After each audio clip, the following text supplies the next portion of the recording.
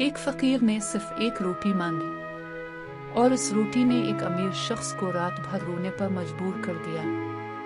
علی ایک کامیاب business man تھا لیکن دل سے خوش نہیں تھا۔